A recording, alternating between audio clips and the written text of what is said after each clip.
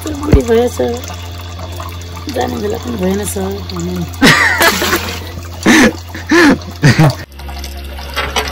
बुढी भएछ जाने बेला पनि भएन छ Oh my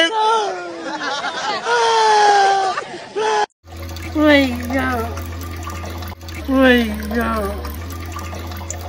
What are you saying? What are you saying? What is he saying? यो म यता म आउँछ यता यो आउँछ यो भाँडामा जम्छ भरे पछि म यसरी चाहिँ चौरीकोटमा बसेर यसरी दुःख गर्नुभएको छ के कति दुःख छ चौरीकोटमा त्यो एकछिन थोरै बताइदिनु पर्यो बोजू दुःख छ बाबु दुःख छ दुःख नगरी सुकाउँदैन पानीमा यस्तो बतसमा हिउँमा हिउँ भन्नु पर्दैन पानी भन्नु पर्दैन बतस भन्नु पर्दैन घाँस ल्याउनु पर्छ दुध दिनु पर्छ गाह्रो छ यो के देख्ने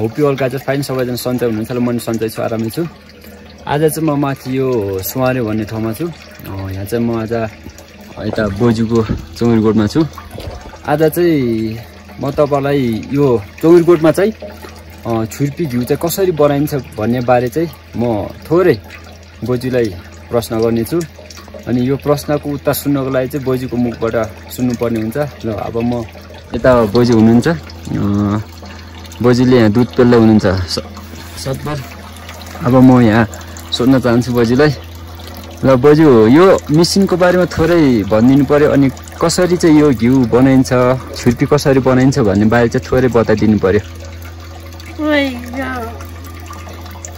घिउ म यता म आउँछ यता घिउ आउँछ यो भाँडामा जम्छ भरे पछि 2-4 दिनमा हुनुपर्छ अनि घिउ हुन्छ अब यो धाराबाट चाहिँ मही आउनु भएन अनि यो महीबाट चाहिँ हामीले छुर्पी तयार पार्नेछौँ होइन अनि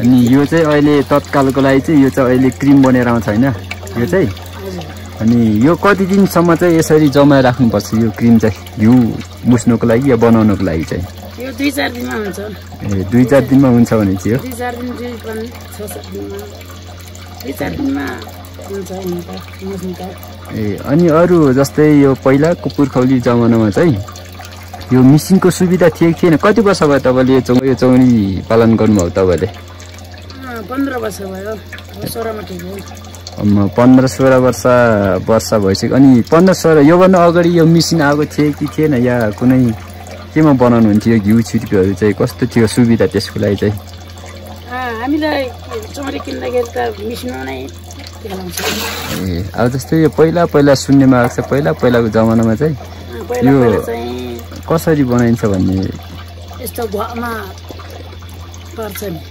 पहिला चाहिँ घरमा ठुलो घरमा स्यार्बाहरूको त ठुलो घरमा साँच्छ अनि यो छुर्पी चाहिँ अब पहिला सुन्नेमा आएको छ छुर्पी चाहिँ कसरी बनाइन्छ यो चाहिँ पहिला चाहिँ अब त्यो ठुलो ढुङ्गाले थिचेर चाहिँ बनाइन्छ भन्छ त्यो सत्य हो कि होइन त्यो चाहिँ बोजू त्यो चाहिँ होला ढुङ्गाले थिचे यस्तै मिसिन आउँदैन त्यो बेला त कति ढुङ्गाले थिचेर अनि छुर्पी बनाउँछ अनि काटेर फेरि यस्तो सरौमा सुकाउँछ नि सानो काटेर भनेपछि अहिले चाहिँ यो मिसिन आएर चाहिँ तपाईँलाई घिउ छुर्पी बनाउनुलाई चाहिँ एकदम सुविस्ता भयो नि सुविस्ता भयो सजिलो तरिका नि भइदियोस् यसरी हाम्रो सबै मिसिन आएर हामीसँग तुलनाखेरि त मिसिनै पेल्छ। अनि अब कति वर्ष जति बस्नुहुन्छ चौरीकोटमा अझै यो जोस जाँगर देखेर तपाईँको हामीलाई पो एकदम अराउँठो लाग्छ। यो उमेरमा यसरी चाहिँ चौरीकोटमा बसेर यसरी दुःख गर्नुभएको छ। के कतिको दुःख छ चौरीकोटमा त्यो एकछिन थोरै बताइदिनु पर्यो बोजू। दुःख छ बाबु, दुःख छ। दुःख नगरी सुकाउँदैन। पानीमा यस्तो बतसमा हिउँमा हिउँ बन्नु पर्दैन, पानी बन्नु पर्दैन, बतस बन्नु पर्दैन, घाँस ल्याउनु पर्छ, दुध दिनुपर्छ, गाह्रो छ। नि अब जस्तै अहिलेको युवाहरू चाहिँ यसरी दुःख गर्नु मान्दैनन्, सजिलै खोज्छन् काम गर्न। अझै यो उमेरमा चाहिँ तपाईँले अझै जोस जाँगर चाहिँ कसरी आउँछ तपाईँलाई यसरी काम गर्नु चाहिँ? के गर्नु त नआए पनि खानु पर्छ, बारी खानु सक्दैन। अब यो चाहिँ अब तपाईँहरूको पहिल्यैदेखि एउटा बानी भएर नि होला सायद यो जोस जाँगर अहिलेसम्म नि बानी पनि हो। 15-16 वर्ष नि भइसकेछ। अनि त्यही बानीले गर्दा चाहिँ जङ्गल छोड्नु मन लागेन भनेपछि लेक जङ्गल छोड्नु मन लागेन, के गर्नु। अझै कति वर्ष जति बस्नुहुन्छ? अब बस्दैन बाबु, अब त 2 साल नि जति हुन्छ। अब त छोरा नातिहरू पनि ठुल्ठुलो पार्नुभयो। अझै पनि यो उमेरमा यतिको जोस जाँगर देखाएर चाहिँ यतिको दुःख गर्नुभएको छ। अझै बस्नुहुन्छ कि के हो यस्तो? अलि बताइदिनु पऱ्यो, खुलासा गरिदिनु पऱ्यो। के छ अझै? अब यस वर्षमा चाहिँ बस्नु पर्यो। अब चाहिँ सक्दैन कि अब अब त अलि उमेर गइसकेपछि त अलिक काम गर्नु पनि सकिँदैन। यो जङ्गलमा यति धेरै दुःख हुन्छ कि आमामा, धेरै दुःख हुन्छ। यति बनाउनु मात्रै, घाँस दाउरादेखि लिएर भारी सबै ओसाउनुपर्छ। त्यही भएर चाहिँ अलिक दुःख देखेर भन्छ यस्तो धनी भयो उस्तो धनी भयो भन्छ। गाह्रो छ, एकदम गाह्रो। अब जस्तै यो घिउ छिर्पीबाट चाहिँ कतिको आम्दानी हुन्छ? जस्तै वर्षमा महिनामा वार्षिक आम्दानी कति जति हुन्छ होला? यसो अन्दाजी भनिदिनु सक्नुहुन्छ बोजू? हुन्छ अलिअलि, यसो खाने बेजा यसो लाउने बेजा हुन्छ। ए ल ठिक छ भनेपछि।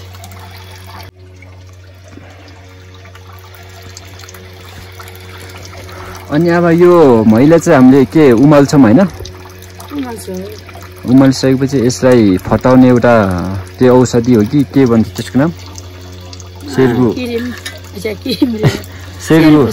सेर्गु हालेर चाहिँ यसलाई फटाएर चाहिँ छिर्पी बनाउँछ यसबाट चाहिँ। अनि अरू अब के सोध्न चाहन्छु भन्दाखेरि जस्तै यत्तिको दुधहरू देखिन्छ यहाँ टन्नै। अब मेरो मनमा लागेको कुरा चाहिँ चौरी गाई चाहिँ कतिवटा जति छ होला यसो भनिदिनु पर्यो बोजू। ल 20-22वटा छ भनेपछि चौरी गाई छ। त्यो यसो सिनामिना त छ नि थुप्रै। लगभग 30-27वटा जति छ।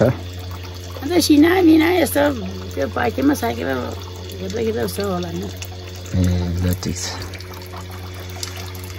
जिन्दगी चाहिँ के रहेछ? अहिले यस्तो बुढी भइसकेको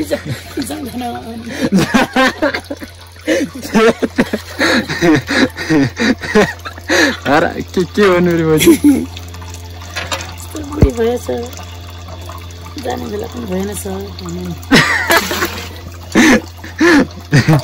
अब जस्तै लगभग यो मेसिनबाट दुध पेल्न चाहिँ कति जति टाइम लाग्ला यति दुधको? यसो भनिदिनु पर्यो बोजू। यस्तै आधा घन्टा भनेपछि आधा घन्टामा सकिने भयो। अब अन्तिम प्रश्न आधी घन्टा 35 मिनट जस्तै लाग्छ होला।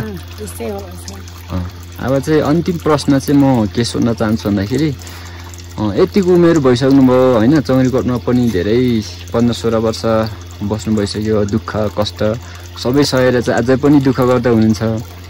अनि अझै यो एउटा प्रश्न लास्ट, यो जिन्दगी भने चाहिँ के रहेछ बोजू? यसो बताइदिनु पर्यो। तपाईँ त अब पहिल्यैदेखि 15-16 वर्ष भयो जङ्गलदेखि लिएर लेकदेखि लिएर खोला नालादेखि लिएर यो जङ्गलमा खेल्दै दुःख गर्दै कष्ट गर्दै हुर्किँदै आउनुभएको छ। यो एउटा जिन्दगी जीवन भने चाहिँ के रहेछ यसो बताइदिनु पर्यो बोजू।